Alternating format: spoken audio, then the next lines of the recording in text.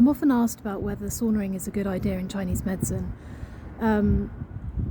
If we divide energy into yin and yang in the body, yang being the moving motive force and the masculine force in the body, and yin being the substantive part of the body, the bones, the blood, the brain.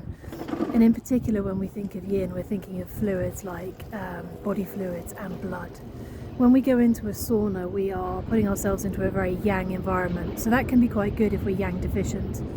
However, if we know that we have an issue with fluids, if we are yin deficient or blood deficient, this strong yang force could deplete our yin. So for someone that knows that they are yin deficient, perhaps they're in menopause and their acupuncturist has said that they're yin deficient, they're getting night sweats, tinnitus, dizziness, flushing, especially at night time, then saunaing may not be a good idea for them.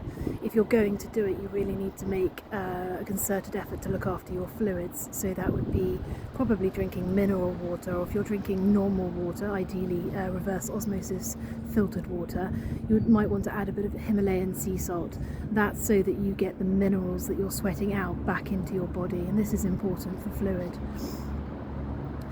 One of the ways that saunaing is useful from a yin perspective is if we think about the fourth phase of water, or structured water in the body. Pollock created this concept of structured water or easy water, and we know from recent studies on saunaing that saunaing structures water in our body, which is great. One of the reasons why it's so good for our heart and cardiovascular system. And so although saunaing runs the risk of depleting yin, especially if we're not being very careful about how we put hydration back into the body, it does structure the existing fluid in the body in a way that our cells and mitochondria can use more effectively. So on the one hand it's taking yin, but on the other hand it's structuring the yin that is there to be more effective. So it's quite a nuanced subject.